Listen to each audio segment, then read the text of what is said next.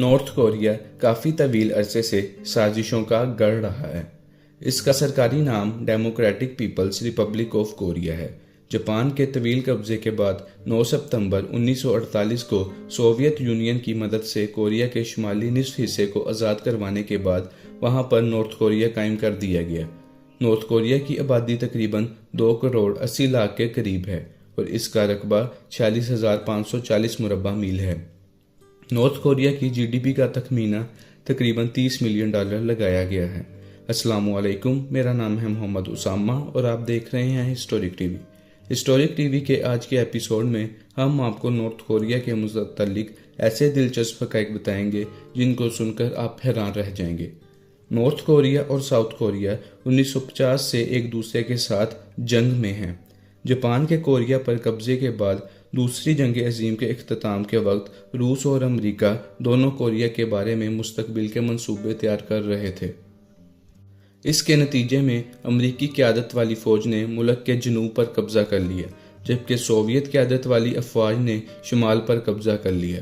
इसके नतीजे में अमरीका के ज़ेरे कंट्रोल जनूब में प्रो वेस्टर्न गवर्नमेंट और शुमाल में सोवियत हमायत याफ्ता कम्युनिस्ट हुकूमत कायम हुई, जबकि दोनों का मकसद कोरिया को मुत्तहद करना था।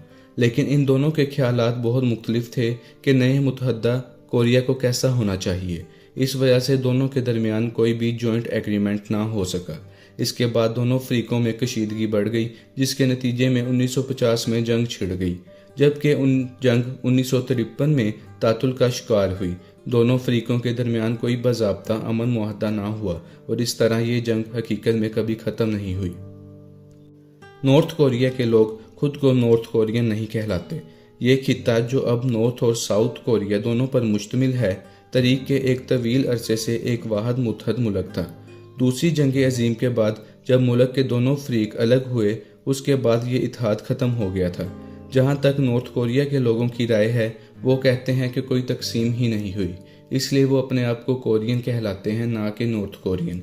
इसलिए उन्होंने अपने मुल्क के सरकारी नाम Democratic People's Republic of Korea में नॉर्थ का लफ्ज़ इस्तेमाल ही नहीं किया। नॉर्थ कोरिया के पहले लीडर किम इल सिंग थे, जो दूसरी जंग अजीम में गुरिल्ला फाइटर के तौर पर इक़्तिदार में आए। इसने चीन और यूएसएसआर में काफ़ी वक्त गुजारा था, जिसके नतीजे में उसे सोवियत के ज़ेरे कंट्रोल नॉर्थ कोरिया का कंट्रोल दे दिया था। किम इल सिंग ने 1948 से लेकर 1994 तक तकरीबन 46 साल नॉर्थ कोरिया पर हुकूमत की और इस दौरान उन्होंने ग्रेट लीडर का खिताब हासिल किया। उसके बाद किम जोंग इल ने अपने वालिद की जगह ले ली। किम जोंग इल के बारे में कहा जाता है कि वो काफ़ी खुश्क तबीयत का इंसान था, जिसमें खुद की अहमियत का एहसास बहुत ज़्यादा था, जिसकी वजह से अक्सर इनकी हुकूमत को नुकसान पहुँचते रहते। इसके बावजूद उसको लवली लीडर का खिताब दिया गया और उसने 2011 में अपनी मौत तक हुकूमत की। उसके बाद किम जोंग इल के बेटे किम जोंग उन को मुल्क का हुक्मरान बना दिया गया।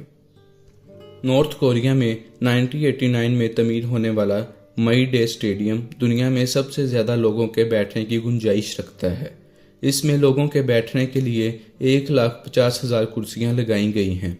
मुल्क के मशहूर सालाना गेम्स के दौरान स्टेडियम का सबसे ज़्यादा इस्तेमाल होता है। इस वक्त तकरीबन दुनिया में ग्रेगोरियन कैलेंडर का इस्तेमाल होता है, जो कि तारीखों को हज़रत ईसा की तारीख़ पैदाइश से जोड़ता है। लेकिन नॉर्थ कोरिया में इस कैलेंडर की बजाय वो अपने अजीम रहनुमा किम इल सिंग की पैदाइश की तारीख से शुरू करते हैं। नॉर्थ कोरिया के सिवाय 1 या 2 हज़ार मुंतखब अशराफिया के किसी और इंसान को इंटरनेट की रसाई नहीं है। लेकिन अगर आप प्यांगयांग या चीन के किसी दूसरे बड़े शहर में से किसी एक में रहते हैं या आला दर्जे की तालीम हासिल करते हैं, तो आपको नॉर्थ कोरिया के अपने इंटरनेट तक रसाई दी जा सकती है, जिस पर आपको सिर्फ नॉर्थ कोरिया का डाटा ही मिलेगा।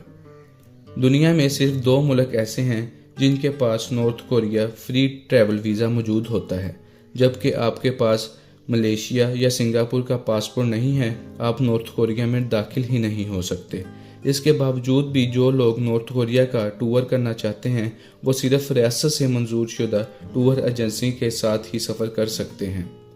क्या आप जानते हैं कि नॉर्थ कोरिया के पास दुनिया की चौथी बड़ी फ़ौज है, क्योंकि नॉर्थ कोरिया में एक कानून मुतारफ़ करवाया गया था कि वहाँ के हर इंसान पर ज़रूरी है کہ وہ 16 سال کی عمر کے بعد 3 سال کی فوجی تربیت حاصل کرے۔ اس طرح دیکھا جائے تو ان کی فوج میں تقریباً 80 لاکھ لوگ رجسٹرڈ ہیں، لیکن فعال فوج کی تعداد صرف 12 لاکھ ہے، جو کہ ملک کی آبادی کا 5% ہے۔ جہاں نارتھ کوریا کے شہری بہت تنگی سے زندگی گزارتے ہیں، وہاں ہی ان کے رہنما بہت شاہانہ گزر بسر کرتے ہیں۔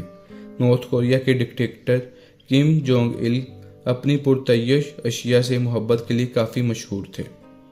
2011 میں ایک اطلاع ملی تھی جس کے مطابق Kim Jong il luxury products پر سالانہ $300 ملین خرچ کرتے تھے، لیکن 2011 میں ان کے بیٹے کم جونگ ان کے اقتدار میں آنے کے بعد کم جونگ ان کے مقابلے میں یہ کچھ بھی نہیں تھی۔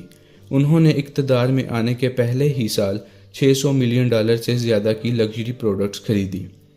نارتھ کوریا میں میڈیا مکمل طور پر سرکاری طور پر چلایا جاتا ہے اور نارتھ کوریا کے ٹیلی ویژن پر صرف 4 چینل ہی دیکھنے کو ملتے ہیں، ایک خبروں کے لیے، دوسرا تعلیمی سرگرمیوں کے لیے، جبکہ تیسرے پر سپورٹس اور چوتھے پر بچوں کے کارٹونز دکھائے جاتے ہیں۔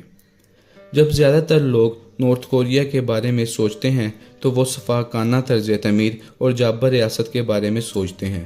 بدقسمتی سے یہ نارتھ کوریا کی بدصورت حقیقت ہے، لیکن اس کے باوجود نارتھ کوریا قدرتی حسن سے مالا مال ہے۔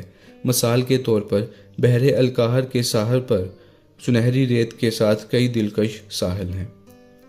ہم آپ کو نارتھ کوریا کے متعلق آخری بات بتاتے چلتے ہیں کہ نارتھ کوریا سویڈن کا $300 ملین کا مقروض ہے۔ وہ اس طرح کہ ایک بار نارتھ کوریا نے اپنے شہریوں کے لیے گاڑیوں کا آرڈر آسان اقساط پر سویڈن کو دیا۔ نارتھ کوریا کے لوگوں نے پہلی اور دوسری اقساط دے کر گاڑیوں کی ڈلیوری منگوا لی اور سویڈن نے یہ تجارتی معاہدہ سمجھ کر گاڑیاں ڈلیور کر دی، لیکن اس کے بعد کسی کورین شخص نے وہ اقساط واپس نہیں کی، جن کی سویڈن کی کمپنی ابھی بھی ڈیمانڈ کر رہی ہے۔